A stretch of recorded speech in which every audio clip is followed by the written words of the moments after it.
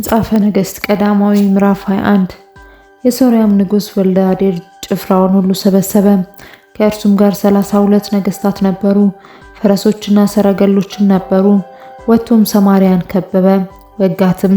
ወደ እስራኤልም ንጉሥ ወደ አክዓብ ወልደ አዴር እንዲህ ይላል፣ ብርህና ወርቅ ለእኔ ነው፣ ሴቶችህንና መልካሞቹን ልጆች ለእኔ ናቸው ብሎ ወደ ከተማይቱ መልእክተኞችን ላከ። የእስራኤልም ንጉሥ መልሶ ጌታዬ ንጉሥ ሆይ አንተ እንዳልክ ነው፣ እኔ ለእኔም የሆነው ሁሉ የአንተ ነው አለ። ደግሞ መልእክተኞችን ተመልሰው ወደ አዴር እንዲህ ይላሉ፣ ቀድሞ ብርህንና ወርቅን ሴቶችህንና ልጆችህንም ትሰጠኛለህ ብዬ ልኬብህ ነበር። ነገም በዚህ ጊዜ ባሪያዎቼን እልክብሃለሁ፣ ቤትህንም የባሪያዎችንም ቤቶች ይበረብራሉ፣ ደስ የሚያሰኛቸውንም ሁሉ በእጃቸው አድርገው ይወስዳሉ አሉ። የእስራኤልም ንጉሥ የሀገሩን ሽማግሌዎች ሁሉ ጠርቶ ተመልከቱ፣ ይህም ሰው ክፉ እንዲሻ እዩ፣ ስለ ሴቶቼ፣ ስለ ልጆቼ፣ ስለ ብሬና ወርቄም ላከብኝ፣ እምቢም አላልኩም አለ። ሽማግሌዎችም ሁሉ ሕዝቡም ሁሉ አትስማው፣ እሺም አትበለው አሉት። ለወልደ አዴርም መልእክተኞች ለጌታዬ ለንጉሥ ለእኔ ለባሪያ በመጀመሪያ የላክብኝን ሁሉ አደርጋለሁ፣ ይህን ግን አደርገው ዘንድ አይቻለኝም በሉት አላቸው። መልእክተኞችም ተመልሰው ይህን አወሩለት። ወልደ አዴርም ለሚከተለኝ ሕዝብ የሰማርያ ትቢያ ጭብጥ ይበቃው እንደሆነ አማልክት ይህን ያድርጉብኝ፣ ይህን የሚጨምሩብኝ ብሎ ላከበት። የእስራኤልም ንጉሥ መልሶ በቃ ለሰልፍ የሚታጠቅ ጋሻ ጦሩን እንደሚያወልቅ አይመካ አለው። ወልደ አዴርም ያን ነገር በሰማ ጊዜ ከነገሥታቱ ጋር በድንኳን ውስጥ ይጠጣ ነበር። ባሪያዎቹንም ተሰለፉ አላቸው። እነርሱም በከተማይቱ ትይዩ ተሰለፉ። እነሆም ነቢይ ወደ እስራኤል ንጉሥ ወደ አክዓብ ቀርቦ እግዚአብሔር እንዲህ ይላል፣ ይህን ብዙ ጭፍራ ሁሉ ታያለህን? እነሆ ዛሬ በእጅ አሳልፌ እሰጠዋለሁ፣ እኔም እግዚአብሔር እንደሆንኩ ታውቃለህ አለ። አክዓብም በማን አለ። እርሱም እግዚአብሔር እንዲህ ይላል፣ በአውራጆቹ አለቆች ጎልማሶች አለ። እርሱም ሰልፉን ማን ይጀምራል አለ። እርሱም አንተ አለው። የአውራጆቹንም አለቆችና ጎልማሶች ቆጠረ፣ 232 ነበሩ። ከእነርሱም በኋላ ሕዝቡን ሁሉ የእስራኤልን ልጆች ሁሉ ቆጠረ፣ 7,000 ነበሩ። ቀትርም በሆነ ጊዜ ወጡ። ወልደ አዴር ረዳቶቹንም 30 ነገሥታት እየጠጡ በድንኳን ውስጥ ይሰክሩ ነበር።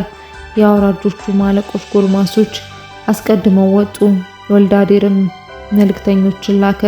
እነርሱም ሰዎች ከሰማርያ መጥተዋል ብለው ነገሩት።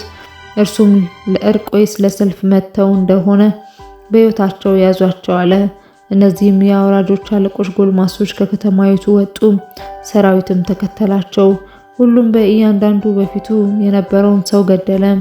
ሶርያውያንም ሸሹ፣ እስራኤልም አሳደዷቸው። የሶርያም ንጉሥ ወልደ አዴር በፈረሱ አመለጠ። የእስራኤል ልጆች ወጥቶ ፈረሶቹንና ሰረገሎቹን ያዘ፣ ሶርያውያንንም በታላቅ ውጊያ ገደላቸው።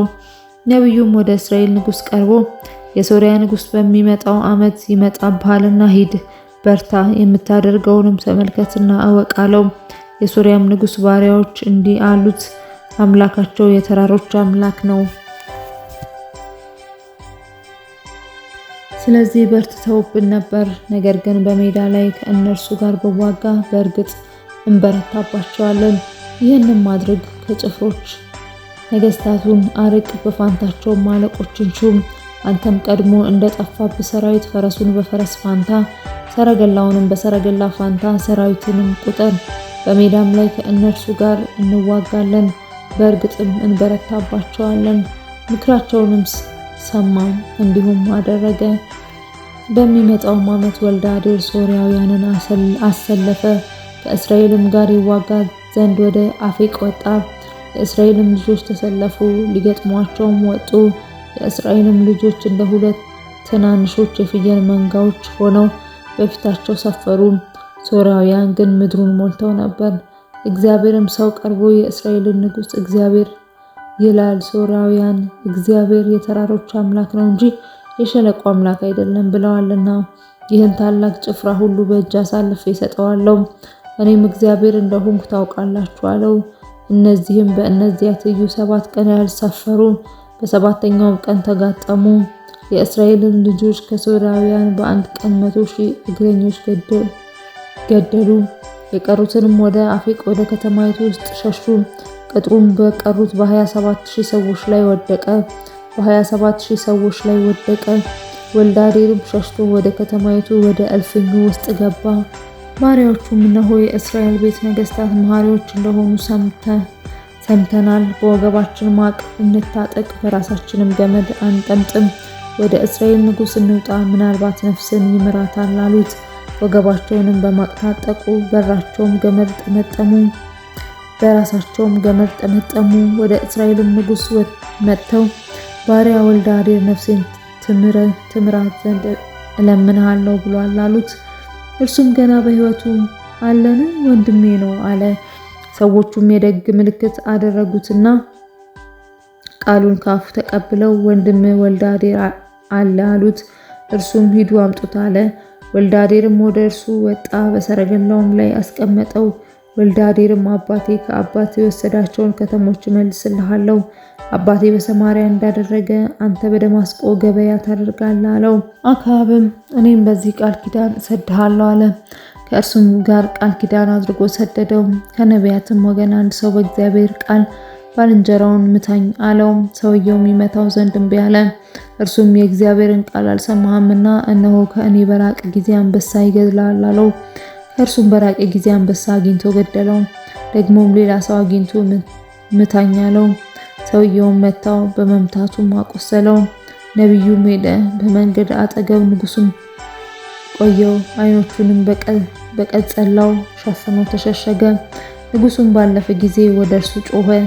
ባሪያ ወደ ሰልፍ መካከል ወጣ።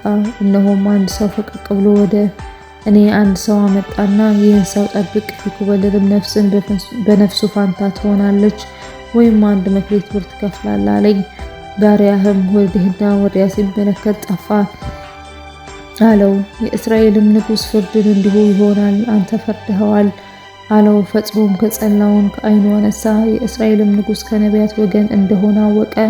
እርሱም እግዚአብሔር እንዲህ ይላል፣ እኔ እርም ያልኩትን ሰው ከእጅ አውጥተሃልና ነፍስን በነፍሱ ፋንታ ሕዝብህም በሕዝቡ ፋንታ ይሆናሉ አለው። የእስራኤልም ንጉሥ እየተቆጣና እየተናደደ ወደ ቤቱ ወደ ሰማርያ መጣ።